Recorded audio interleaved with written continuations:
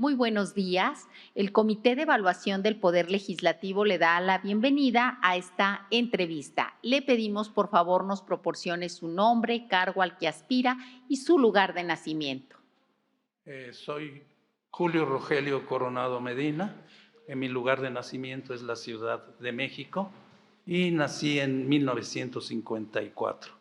Actualmente estoy jubilado, pero vi la oportunidad que se está presentando de que se haga una reforma que considero necesaria al Poder Judicial Federal. Fui precisamente jubilado por el Poder Judicial Federal y a lo largo de mi carrera vi situaciones que eran totalmente irregulares.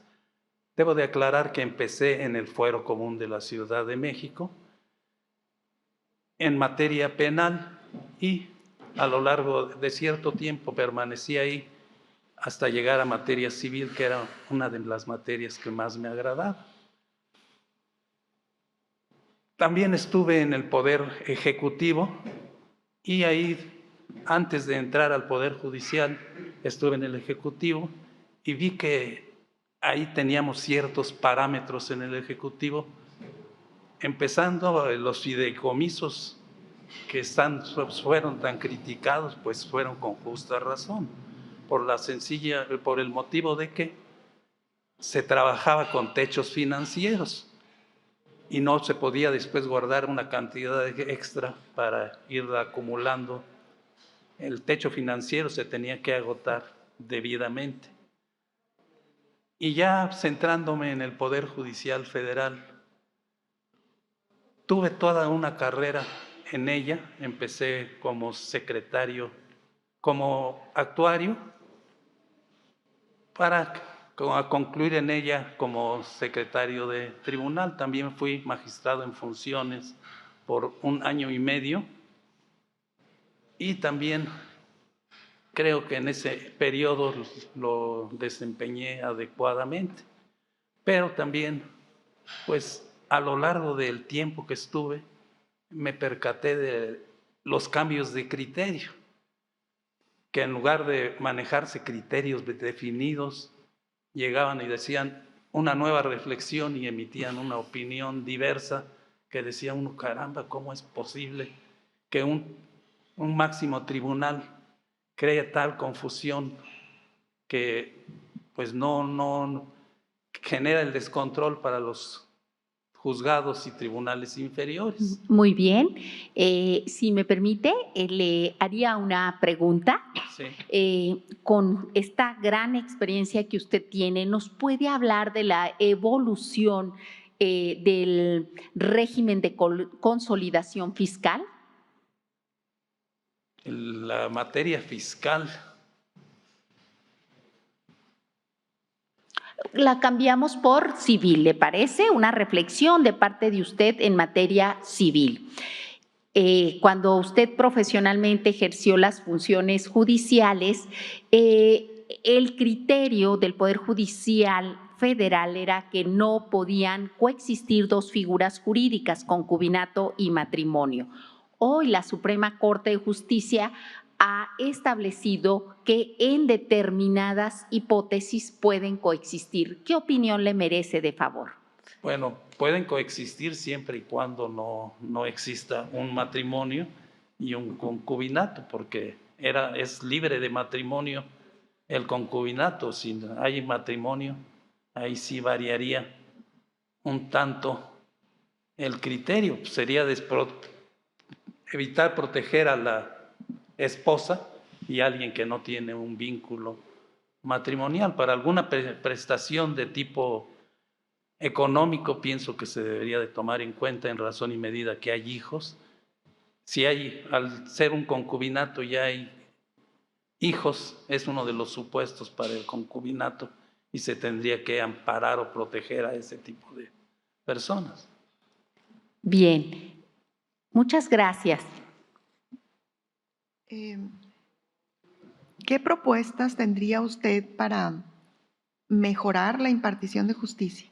Bueno, empezando hay que respetar los términos. Durante el tiempo que yo permanecí en el Poder Judicial, jamás dejé que se me fuera un término, caducar algún asunto por negligencia mía. Y durante muchos años el magistrado con el que trabajé me dio la deferencia, o no sé si de repente era castigo, de que me asignaba los asuntos más extensos.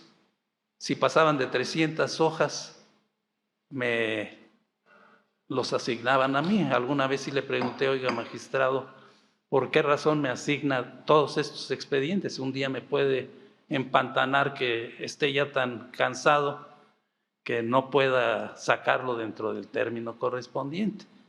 Digo, si me quiere correr, dígame claramente, o si ¿qué es lo que pretende? Me dijo, no, es que le tengo mucha confianza.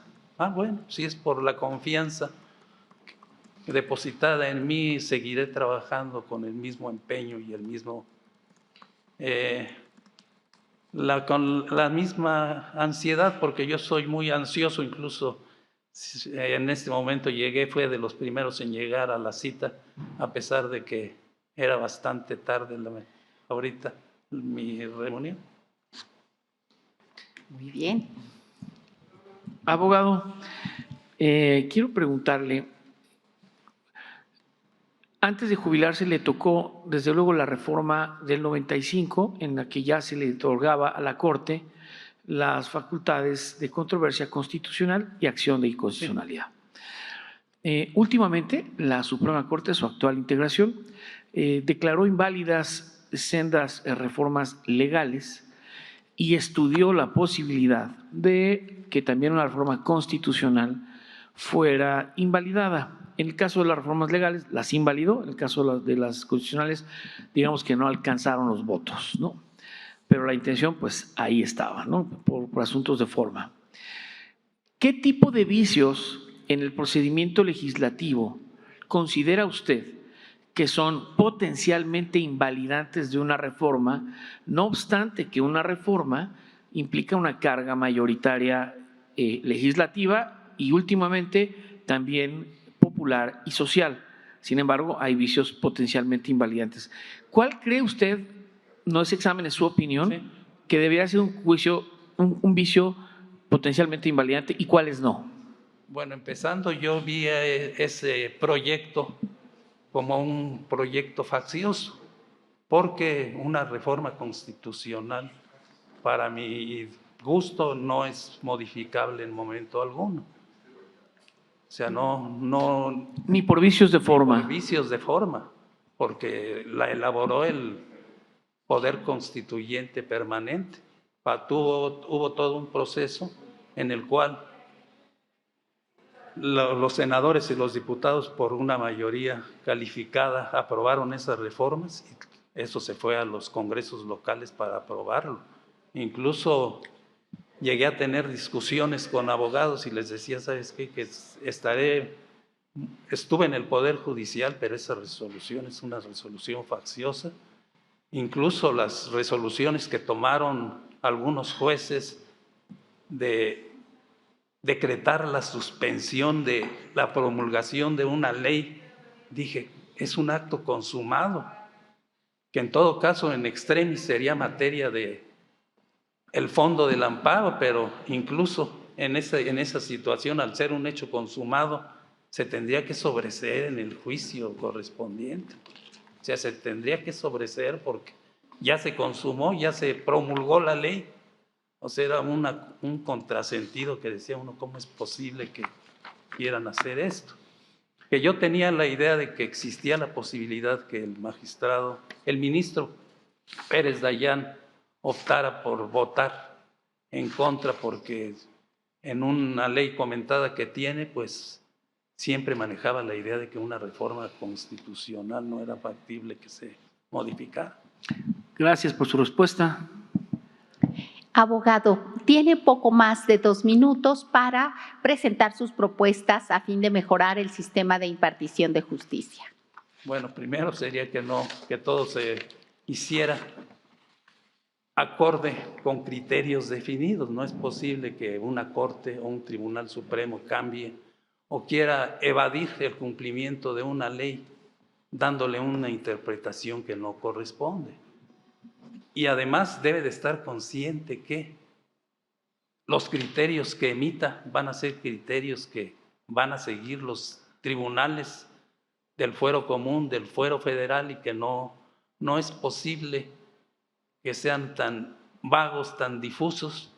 Afortunadamente también ya se cambió lo referente a los exámenes de oposición y se está ensayando este sistema, esta posibilidad, porque en el ámbito de esos exámenes de oposición, yo participé en todos y cada uno de esos exámenes de oposición en lo que estuve activo y veía que no eran acordes con lo que se requería. Por ejemplo, tengo la experiencia docente de los exámenes de opción múltiple, y los que aplicaban en los exámenes de opción múltiple formulaban preguntas difusas que admitían una u otra respuesta. Yo como docente lo que hacía a la hora de esos exámenes era evaluar. En los primeros 2 exámenes en los que participé, no era una máquina la que asignaba las letras, y ahí lo que veía eran patrones. Si había dos preguntas muy difusas, que la letra tal o cual era la determinante, porque tenían una predilección por alguna letra en específico. Así que hay mucho que hacer en el Poder Judicial Federal y sobre todo en la Suprema Corte de Justicia de la Nación. Empezar a entrar en pugna con los otros poderes. Hay un equilibrio de poderes, no es posible darle una interpretación al espíritu de las leyes de Montesquieu en el sentido de que no se falte el respeto de un poder al otro. Si alguien no se sienta, como el caso de la ministra Piña, que en lo personal sí la llegué a tratar, pero era la ministra que más atrasada estaba en su tribunal colegiado, sí. Estuve en materia administrativa también. Bien, abogado, ha terminado el tiempo de su participación y le pedimos estar atento a las próximas determinaciones que tome este comité. Muchas gracias. Gracias. Gracias.